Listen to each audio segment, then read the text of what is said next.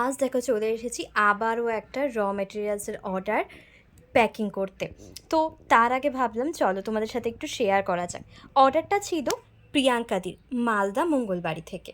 তো চলো দেখে নিই যে দিদি এবার কী পারচেস করেছে। কিন্তু এটা ছিল সেকেন্ড পারচেস। ফার্স্ট পারচেসেও দিদি কিন্তু প্রচুর প্রোডাক্ট নিয়েছিল এবং সেকেন্ড পারচেসে তোমরা তো কোয়ান্টিটিটা দেখতেই পাচ্ছ। তো চলো দেখে নিই দিদি এবার আমাদের থেকে কী কী পারচেস করেছে।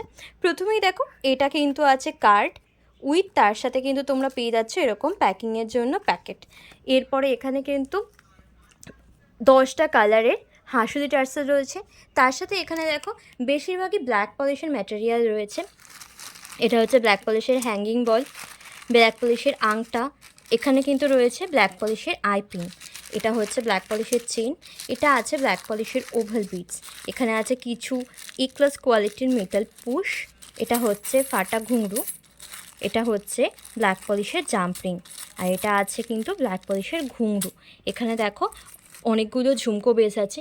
এর মধ্যে কিন্তু আছে দেখো একদম স্পেশাল কোয়ালিটির থ্রেড বল, তার সাথে কিন্তু আছে কিছু কাঁথা বলও।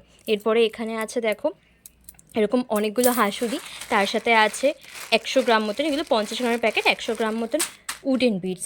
এগুলো দেখো এগুলো কিন্তু একদম নতুন কেমিক্যাল বিডস এসছে, প্রত্যেকটারই 50 গ্রামের প্যাকেট। দেখো দিদি কিন্তু বেশ অনেকগুলো ভ্যারাইটি কেমিক্যাল বিটস নিয়েছে। এর সাথে জাস্ট কোয়ান্টিটিটা দেখো, ঝুমকো, জিএস, চার্ম, টপ, কিছু ব্ল্যাক পলিশও আছে, কিন্তু ঝুমকো, টপ, তারপরে বল, জিএস এগুলোর কোয়ান্টিটি কিন্তু বেশি। তো তোমরাও যদি এরকম প্যাকেজ একসাথে অর্ডার করতে চাও তোমরাও কিন্তু যোগাযোগ করতেই পারো কেয়ার সাথে।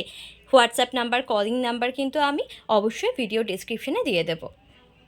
তো চলো এগুলোকে কিন্তু এখন ঝটপট প্যাকিং করে নেব। শিপিং চার্জ যাতে একটুও কম লাগে সেই কারণের জন্যই কিন্তু আমরা পোস্ট অফিস থেকে শিপ করে থাকি, কিন্তু সেই ক্ষেত্রে আরও এক মহা সমস্যা হয়। সেটা তোমরা যারা নাকি পোস্ট অফিসের মাধ্যমে তোমাদের প্রোডাক্টও শিপ করে থাকো তোমাদের কাস্টমারের জন্য, তোমরা তো অবশ্যই জানবে বেশিরভাগ ক্ষেত্রেই কী হয়, যদি কুরিয়ার প্যাকেটে দিয়ে থাকি তাহলে পার্সেল ফেটে গিয়ে জিনিস বেরিয়ে যাওয়ার সম্ভাবনা থাকে। এবার সব ক্ষেত্রে তো বাক্স দেওয়া পসিবল হয় না, কিন্তু যেখানে যেখানে এরকম অনেকটা কোয়ান্টিটির প্রোডাক্ট থাকে আমি চেষ্টা করি সেখানে এরকম কার্ডবোর্ডের বক্স, পেটি এগুলোর মধ্যে প্রোডাক্টগুলোকে দেওয়া। সেক্ষেত্রে যদি প্যাকেটের গায়ে ভালো করে সেলোটেপ লাগিয়ে দিই সেক্ষেত্রে বেশিরভাগ সময় কিছু না হওয়ার সম্ভাবনা থাকে, কিন্তু তারপরেও কিছু কিছু ক্ষেত্রে এই বক্সও এমনভাবে ছোড়াছুড়ির জন্য সেগুলোও ফেটে যায়। যাই হোক, কী আর করা যাবে, এরকমভাবে কিন্তু সমস্তটা পেটির মধ্যে ঢুকিয়ে এবং তারপরেই ছেড়ে দিই না। কিন্তু এবার দেখো তোমরা যখন নাকি রিসিভ করো তোমরা দেখো যে পুরো প্যাকেটটাই কিন্তু, সেটা কুরিয়ার প্যাকেট হোক বা এরকম পেটি হোক, পুরো প্যাকেটটাই কিন্তু ব্রাউন সেলোটেপ বা হোয়াইট সেলোটেপ দিয়ে এভাবে র্যাপ করা থাকে। তারপরেও যদি ফেটে যায় সেক্ষেত্রে আর যে কী করার আছে আমার জানা নেই। যাই হোক, পর কিন্তু এভাবে সেলোটেপ দিয়ে মুড়ে পুরো পেটিটাকে র্যাপ করে দেওয়া হয়।